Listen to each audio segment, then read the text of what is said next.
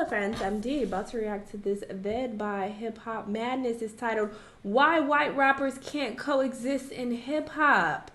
Damn, not them having Central C and Drake on the thumbnail. You know what? Y'all are doing a lot at this point. Logic, I understand, even though, he claims he's biracial as well.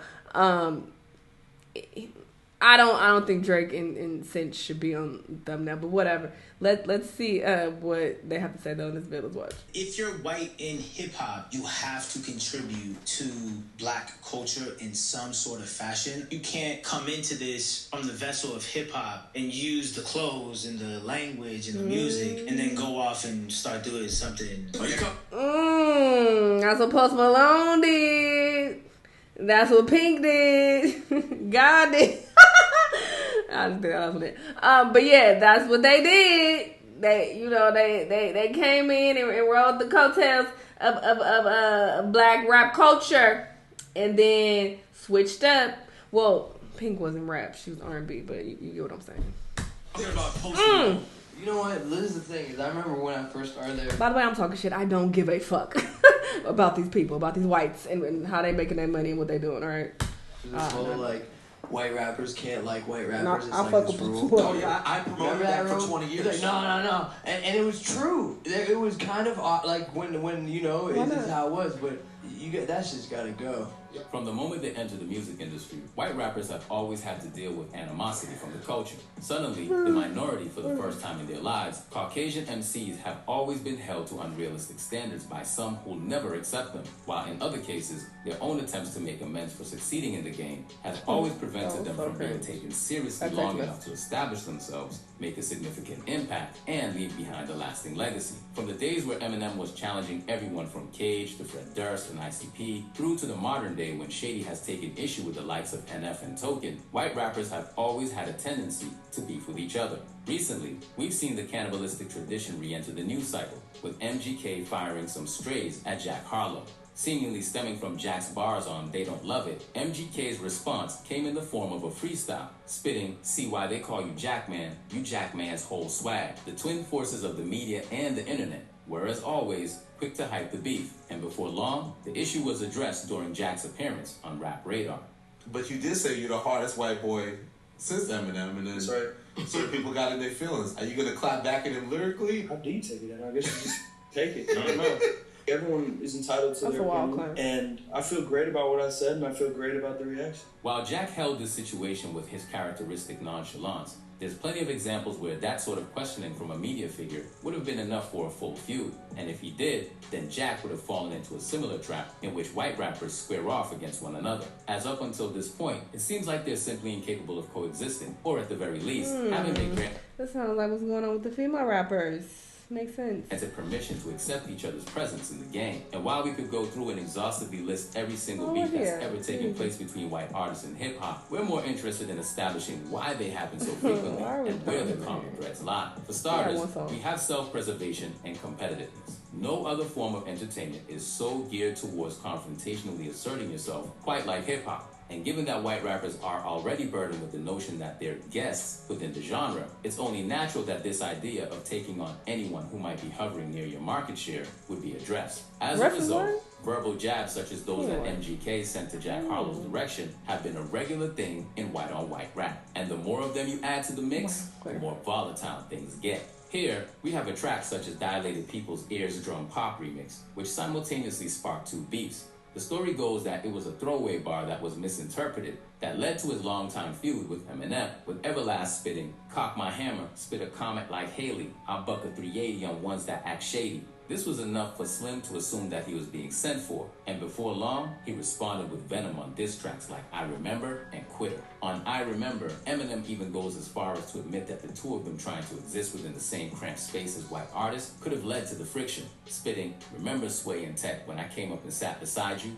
I started rhyming and you left the room and didn't say goodbye or nothing.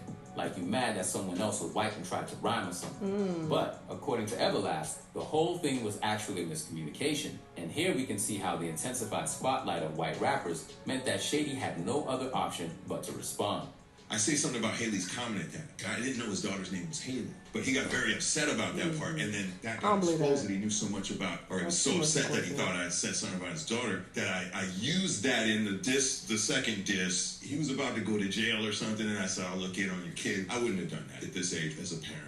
That's fucked up. On Twitter, Eminem chose to expand his targets, opting for a scattergun approach, which also meant that he took aim at Dilated Peoples for giving Everlast a platform in the first place. In doing so, it meant that he inherited a beef with another white rapper and producer in Evidence. During a visit to the People's Party with Talib Kweli, Evidence was happy to explain that even though he'd met M before and everything had been cordial, they suddenly had no choice but to go to war.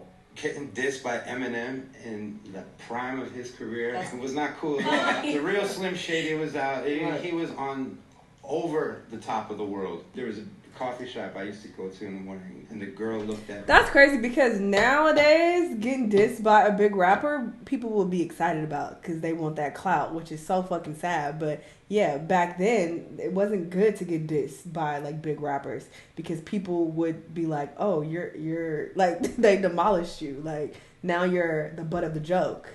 Now we're laughing at you. So it didn't help your career. But nowadays, it helps people's career, which is sad. And just started laughing in my face. And she's like, "What are you going to do?" That's what she told me.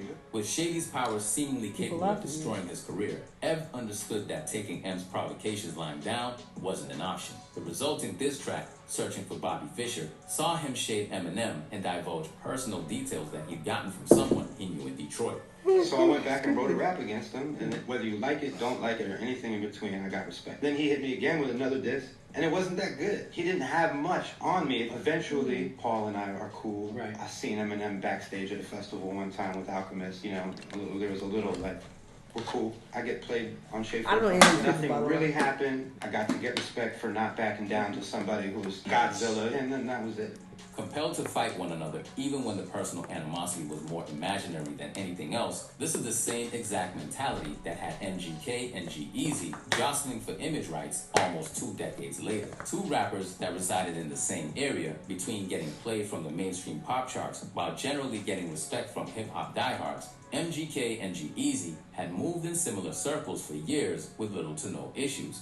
But that would all change with an unsavory Funk Flex freestyle from MGK, in which he rallied against G-Eazy for everything from stealing his look to allegedly sleeping with his one-time girlfriend, Halsey. Before long, MGK's first sparring match with a white rapper would soon be eclipsed by getting coaxed into the ring with Eminem. Whoever you thought won, Rap Devil and Killshot represent just another case of white MCs misinterpreting one another's behavior as something more antagonistic than it is and responding with venom. After all, in the very same tweet that allegedly sparked the incident, MGK called Eminem the king. Despite this, he was soon blacklisted from Shade 45, Eminem's radio station. And well, the rest is history. With their perpetual conflict, the media has thoroughly enjoyed every moment of it. During a guest appearance on Howard Stern's show, Howard pointed out the striking similarities in their upbringings and backgrounds, suggesting that it was ironic for them to be feuding in the first place. Was Eminem a hero to you? Yeah, for sure. The guy's a great rapper. Does it personally pain you that you have this feud with this guy? I'm like asleep at my tour bus. This guy drops an album with like 3 songs talking about me. I said what I said and respect the fight. That's it. The guy down the street has money. This fool has wealth beyond. I'm all about putting my arm around people. I'm not with like doing this to people, so I can't relate. The last thing I want to ever be is an angry legend. As much of an icon as Howard is in this field, he's clearly naive about hip-hop, as when it comes to white rappers, the shared experience of coming up in this game is actually the issue. Throughout history, white rappers who are on the come-up have a tendency to try to prove that they're in it for the right reasons, while saying that others are there to profit from the culture. Just like we often see, this too goes all the way back to Shady rallying against Vanilla Ice and Milkbone in 1999, as in a famous interview, he doubled down on dissing them, saying, I didn't just want to be thrown out there, you know what I mean? Like a Milkbone or like Vanilla Ice and just like try to start at the top or whatever. I want that foundation. I want the respect. I ain't in this for the money. I'm in it for the respect. I'm in it for just for somebody to come up and say, Eminem, you're dope. A now familiar move in the white rapper's playbook. A man who's always struggled to get his respect in the game. Russ is one man who took issue with how Post came into the game, believing that he used rap aesthetics as a springboard to fame. But as a white rapper, always willing. Those songs was fire though. And how many? I don't know. White Iverson was fire. There was another one that were fire. So damn, I wish he kind of still stayed in that that genre, whatever that was. I mean, because it was rap, but it was like it was a different spin to it. But yeah, that shit was lit. Situations. He used the example of Malone to depict how he was different from the other white rappers. And if you're white in hip hop, you and Post Malone even went as far as to like publicly distance himself from the genre and like make it seem like, oh, I don't do that rap shit. Like I don't know. From what I saw, from what I recall, this was years ago, but I recall it seeming like he was acting like he was above rap, like he was above that genre. And it's like, that's where you started. That's how you got your come up, but cool. To contribute to black culture in some sort of fashion. Otherwise, you are simply repeating history by coming into black culture, using that as a medium to steal and profit for self. You can't come into this from the vessel of hip-hop and use the clothes and the language and the music and then go off and start doing something. Are you talking about Post Malone? I think that's a fair example. You come in with braids and golds to the point people are thinking you're mixed, and now you drink Bud Light and wear cowboy boots. You used it to propel yourself to the forefront, and then you reverted back to who you really were. I feel like I do hip-hop justice. I don't make a mockery of it. I don't portray any negative stereotypes. I don't feed into it. Painted as a need to police themselves and condemn those who break hip-hop's I codes, don't know much there of is his an music, honorable intention to be taken from this. him. But where this might be the most admirable reason to take issue with a fellow Caucasian in hip-hop, there is one other common cause of the beefs that can't be ignored, and that's the nature of the music industry. Where Yellow Wolf's Bloody Sunday freestyle took aim at Post Malone, G-Eazy, and MGK to generate buzz for his forthcoming album, others were incentivized by in different ways. Here we have R.A. the Rugged, an underground legend that was once headhunted by a record label purely to diss Eminem and capitalize on his hype. I mean, when M blew up, I had every label on the planet calling me to do a diss record for us, do a diss record, diss Eminem. I'll be calling White Boy to diss White Boy. I think Suge got Milkbone to do a diss record to M. I think they would reach out to White Boy rappers, like priorities, like, look, who are these people? Do it, you're better than him, you'll destroy him. R.A. ultimately turned them down. I don't know who and this chose is. to share this story to the world. But if he actually rejected their offer and was free to talk about it, it makes you wonder how many other feuds between white rappers may have been manufactured by a record label getting in their air. Alongside the major labels understanding the potential revenue from white-on-white beef, others have witnessed the media try to drive a wedge between them by pitting otherwise cordial MCs against each other. Unfortunately, this isn't a half-baked theory and was actually epitomized during a conversation between Mac Miller and Hot 97's Ebro. You know, people always, oh, what do you think about Macklemore? Because he's killing it now. I'm like, nah, he's killing it. Yeah, that's awesome. And he's a good dude, too. And that's fine. Two things I'd like to do. One, Macklemore, I don't know him, right? And I'm cool with Act Iller right now. You're going against everything I just said. We don't have to say Macklemore to like Mac Miller. Right. It can just be cool. Yeah, it it's can fine. Just be cool. There's no because issue. I'm going to tell you right now, there's plenty of beef between black rappers. I need white rappers. Oh, but since white rappers were traditionally the minority in hip-hop, they had the most beef. It was like quiet, like sincere. No, I just don't want him to win because I am the white rapper. There's only so many. I am the white rapper. But yeah, this makes sense. This sounds very similar to what happens with the rap girls, okay? With female rappers, I feel like they, feel like they have to be the only one. And they get very territorial and just like, no, I'm the top rap bitch.